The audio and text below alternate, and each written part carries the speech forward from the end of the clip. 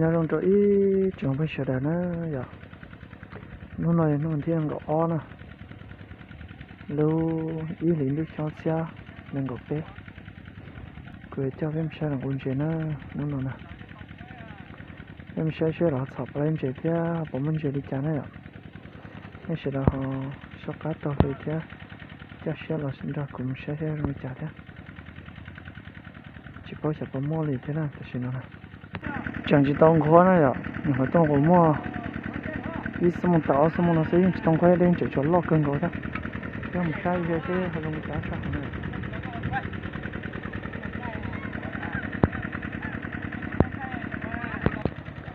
lời ông côจะได้ต่อลมจนหายเลยคนนี้ปวดนะมาเดี๋ยวนี้กูต่อเลยนะฉะนั้นchỉ tông khoai nó để chỉ cho lót cơn gỗ chỉ tôngคนนี้ปวดnó sức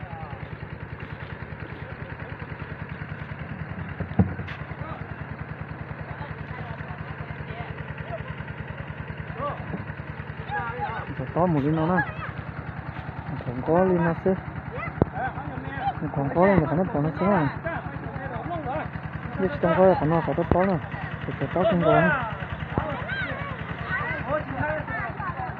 em lên phải xe bộ môn chơi nữa rồi em lên sau đánh về thì cho là cho lúa có nữa cho rồi nó người ta tạo một chút cái hạt tiêu này xin cho nó xin đó. Này nó nó đó. Nhưng mà nó còn nó là nó cái vật kiện nó sẽ muốn lo nó. Cái có. Nó làm sao được. Nó số lọ hết đó. Đấy giờ lớn bao cái bán nó. Số lọ hết đó.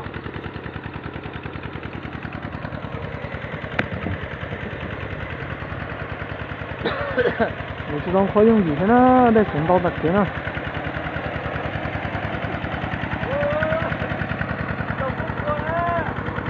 trong khó thế nào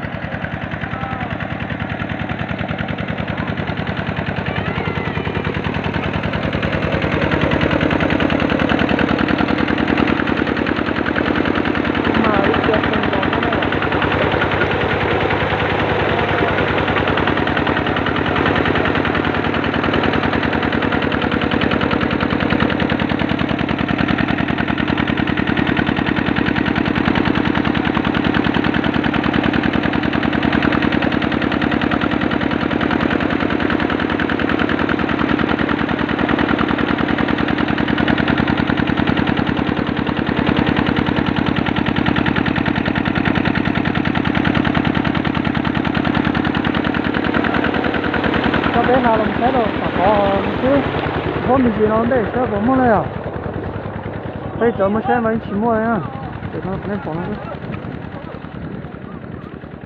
hậu đen khó là một gì chọn chế lỗi rồi từ cho đến nó đã thì nó trong đã khó tốt to ha cái cơn dễ đã sau là ta biết mà chọn thấy à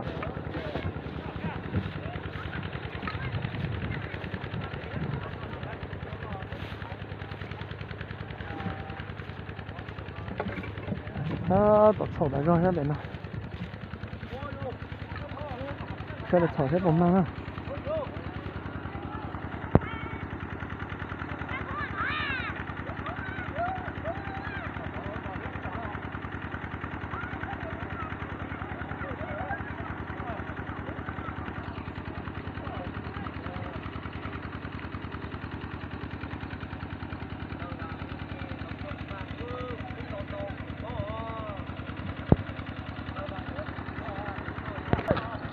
đó là sổ giờ có cứ là thôi giờ sổ lắm sổ chứ sao nó đi tắm muốn dễ sao nó chẳng dễ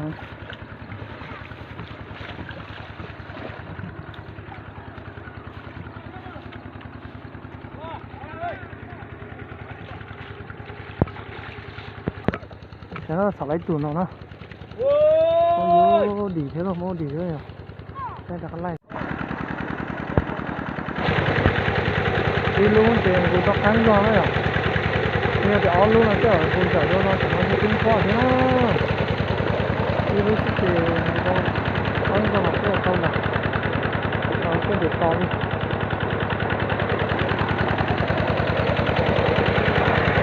Nó cá to, nó quấy pà nó chi nó rồi. Mấy kilo quấy pà.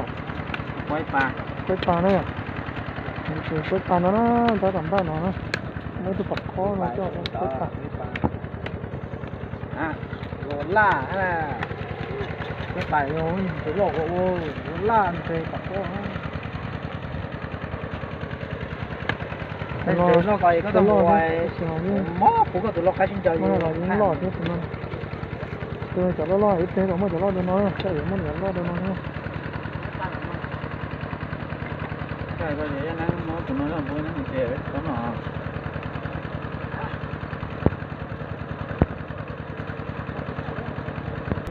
Không biết tụi nó tự xia thế nào. Để chín nấu chứ sao. Mai tụi nó lo nó ở trong cái lên rồi hay nữa đó. Em sẽ mang tụi nó chẳng.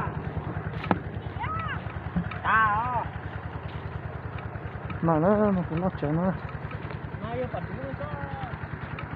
Chia tụi nó là. Chia tụi nó thế à? Tụi này chứ. Chia tụi nó.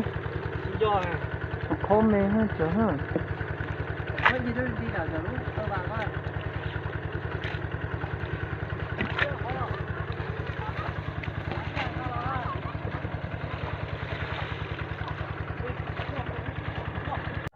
To của nó đấy à? Còn món đường. Còn món đường.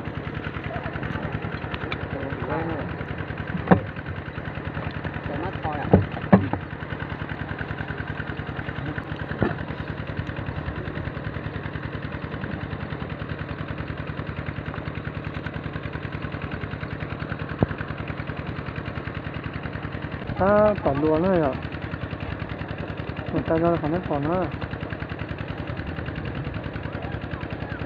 Nó xài nó chơi ô cơ chứ nó người ta tỏ cái bà cái nó tỏ khó nó lùi.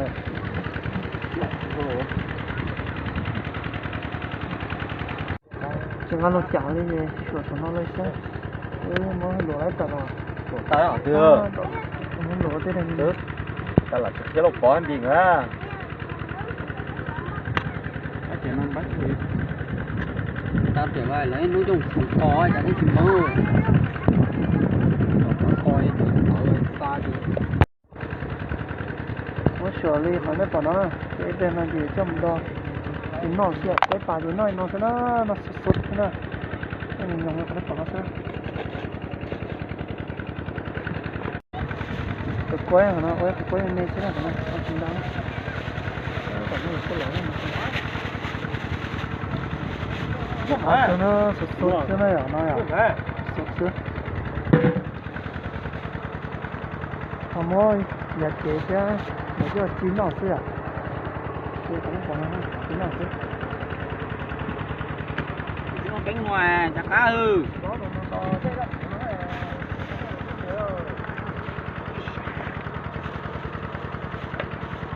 kìa nó cánh ngoài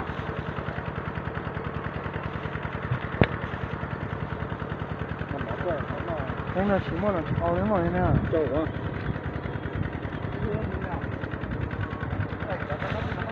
lò rồi cả mà cướp bài xóa chỉ có xóa để cướp thôi à chỉ là ơi lò rồi ơi lò tôi chỉ đồ ơi ở nhau đi nhấn lộn luôn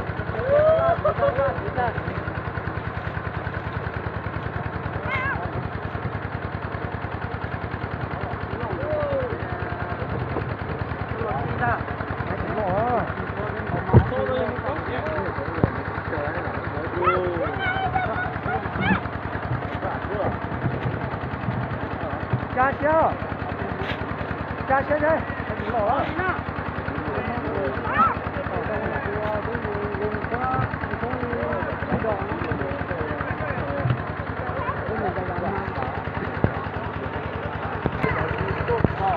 nắm ăn gì á gió cửa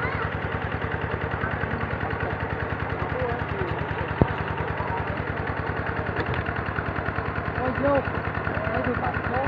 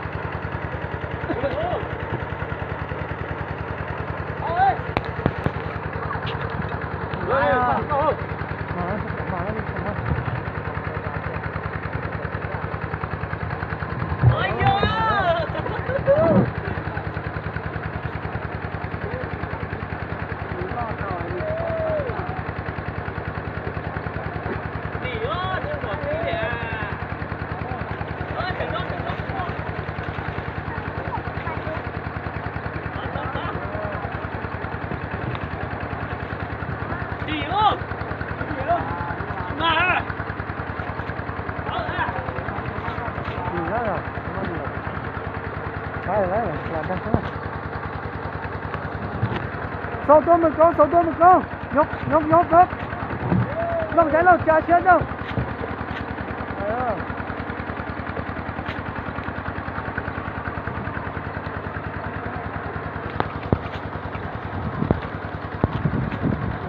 cá tổ nó quấy rồi bây giờ chết rồi quấy dùng nó nó phá nó phá tất cả luôn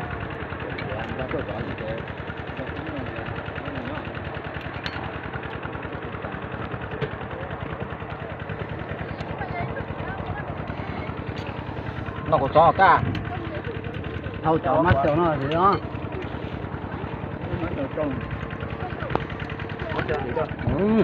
trong nè cho nó lỗ này sẽ đúng rồi wow nó được chưa nó kia nó còn nó rồi giờ này chọn nó lên có tả nó có một chế này nó có những món này chúng nó thôi à những cái con nó thì nó là cái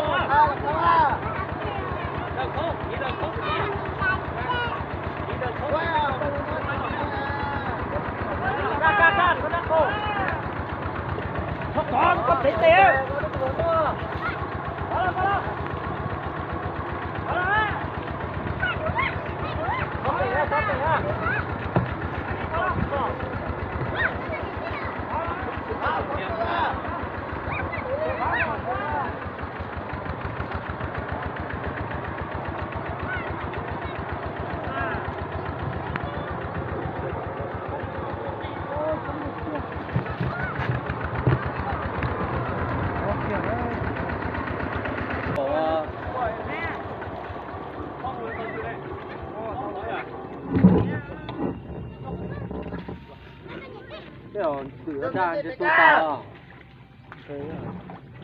đây lý này cái chiều cá để tao sau bên chỉ muốn đấy cả ơi lý này không có coi nào đây lý này tao sau bên đấy ta ơi họ ta đó mà mua này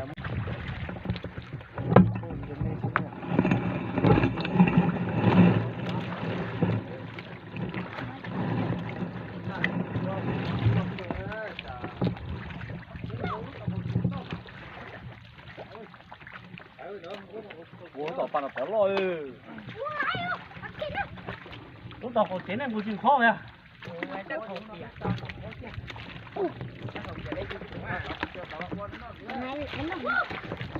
nó còn những ngày nó phở nè cho nó khâu quá Cái nữa ngay mày cho ngay theo rồi con. tàu ơi mình nhiều chỉ cũng thổ lên chắc sống chơi à là chú của nó tàu về rồi đây chúng coi chú của nó về chưa Rồi đi là cho nó xuống. à theo chở nhìn chơi co ba quả không vào quả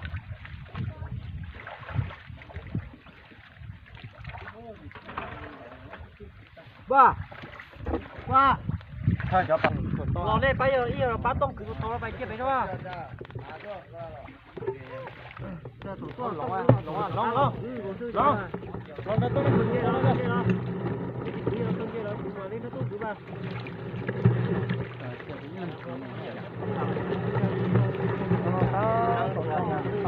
Còn nhớ này rồi.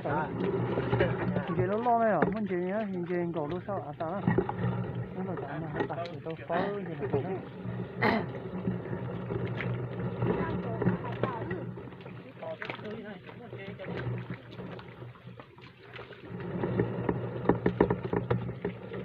Bỏ lá phớ thì cho ăn nó bỏ. Nhiều cái là nó có rồi. Cho bỏ lá phớ rồi.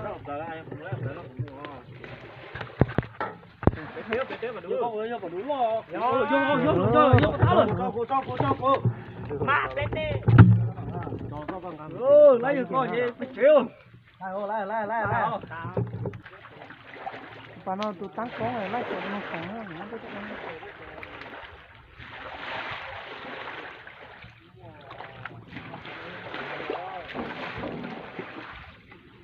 còn cái hót xèo vậy bé giống bé nó hót xèo à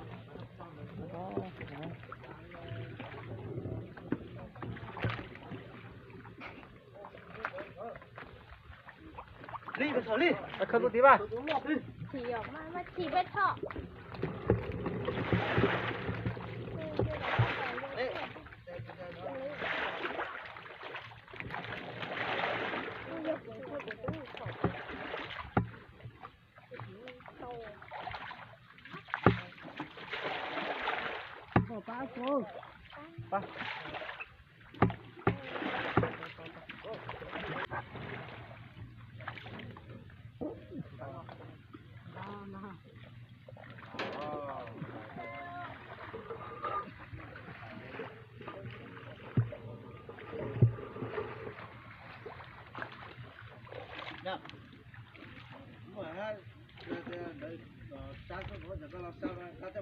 Chép Đấy, để nó sẽ chơi lên nó xuống nó chơi cái lên